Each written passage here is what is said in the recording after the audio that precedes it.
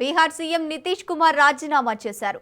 రాజ్యసభకు వెళ్తున్నారని నితీష్ కుమార్ ట్వీట్ చేశారు. పార్లమెంటుకు ప్రాతినిధ్యం వహించాలనుకుంటున్నట్లు తెలిపారు. నితీష్ రాజీనామాపై సొంత పార్టీలో ఆందోళన వ్యక్తమవుతోంది. నితీష్ సీఎం గానే ఉండాలని జేడీయూ కోరుతోంది. 2 దశాబ్దాలకు పైగా బీహార్లో చక్రం తిప్పారు నితీష్. సుదీర్ఘకాలం సీఎం పీఠంలో కూర్చున్నారు. నితీష్ రాజీనామాతో ఇక బీహార్ సీఎం పీఠం బీజేపీ ఖాతాలో వెళ్లనుంది.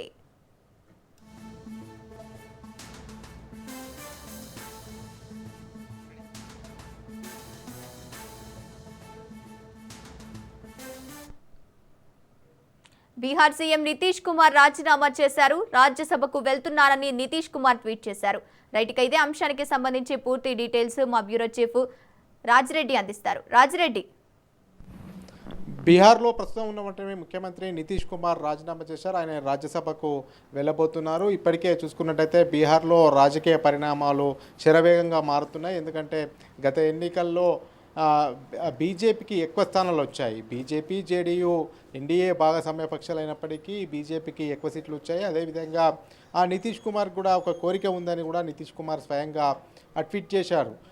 అసెంబ్లీలో అటు శాసన మండలిలో శాసనసభలో ఉన్న అదేవిధంగా లోక్సభలో అదేవిధంగా ఎగువ సభలో ఉండాలనే నా కోరిక ఉంది. అందులో భాగంగానే ఇప్పుడు నేను రాజ్యసభకు వెళ్తున్నాను. అదేవిధంగా ప్రజలకు నేను దాదాపు 2 దశాబ్దాలుగా అంటే దాదాపు బీహార్లో ఎక్కువగా సంవత్సరాలు ముఖ్యమంత్రిగా పాలన చేసింది నితీష్ కుమార్ అని చెప్పుకోవచ్చు. దాదాపు 20 సంవత్సరాల పాటుగా ముఖ్యమంత్రిగా కొనసాగారు. ఆ సుదీర్ఘకాలం ముఖ్యమంత్రి పదవి చేపట్టారు. అయితే ఆయన ట్వీట్ చేస్తూ నాకు ఇన్ని రోజులు సహకరించినటువంటి ప్రజలకు కృతజ్ఞతలు. బీహార్ ఎంతో అభివృద్ధి చేశాను, ఇంకా అభివృద్ధి కూడా నా పాత్ర కొనసాగబోతుంది. అదేవిధంగా నాకు ఎగువ సభలో దిగువ సభలో ఉండడం అంటే ఇష్టము.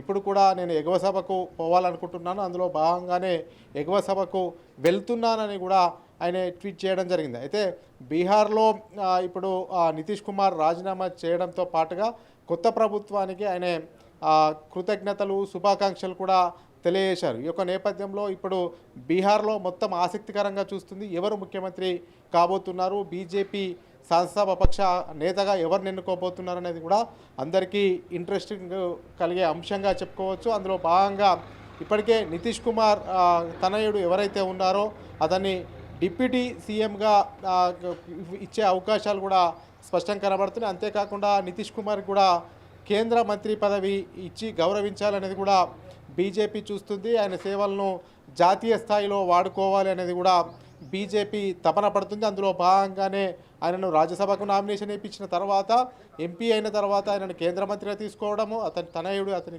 కొడుకునేమో డిప్యూటీ సీఎంగా చేయడము, ఇటు కేంద్రంలో జాతీయ స్థాయిలో అతని సేవలు వినియోగించుకోవాలనే ఉద్దేశం అయితే బీజేపీకి కనబడుతుంది. అందులో భాగంగానే అక్కడ ప్రభుత్వ మార్పు జరగబోతుంది. కొత్తగా ఏర్పడే ప్రభుత్వానికి కూడా ఇప్పటికే నితీష్ కుమార్ శుభాకాంక్షలు కూడా తెలియజేశారు. ఈ యొక్క నేపథ్యంలో మొత్తం చూసుకున్నట్టయితే బీహార్లో పొలిటికల్ టర్న్ అనూహ్యంగా తీసుకున్నారు. శరవేగంగా రాజకీయాలు మారుతున్నాయి. అక్కడ బీజేపీకి మరో ముఖ్యమంత్రి అయ్యే అవకాశం ఉంది. బీహార్కు సంబంధించినటువంటి బీజేపీ రాష్ట్ర అధ్యక్షుడు అవుతారా, లేకపోతే ఇప్పుడు ప్రస్తుతం ఉన్నటువంటి డిప్యూటీ సీఎంగా కొనసాగుతున్నటువంటి వ్యక్తి అవుతారా, లేకపోతే కేంద్రంలో ఉన్నటువంటి ఒక బీహార్కు సంబంధించినటువంటి మంత్రి, ఈ ముగ్గురు మధ్యలో ప్రధానంగా పోటీ నెలకొందని చెప్పుకోవచ్చు.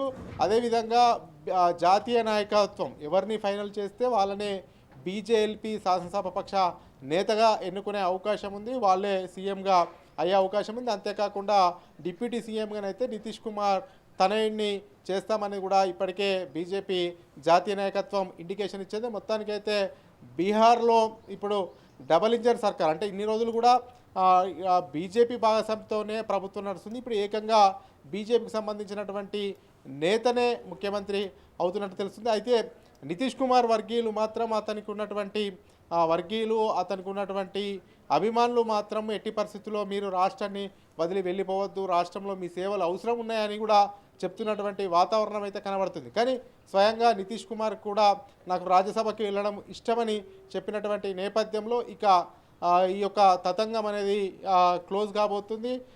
ఇలా ఏకంగా నామినేషన్ అయిపోతున్నారు. నామినేషన్కి కేంద్ర హోంశాఖ మంత్రి అమిత్ షా కూడా హాజరు కాబోతున్నారు.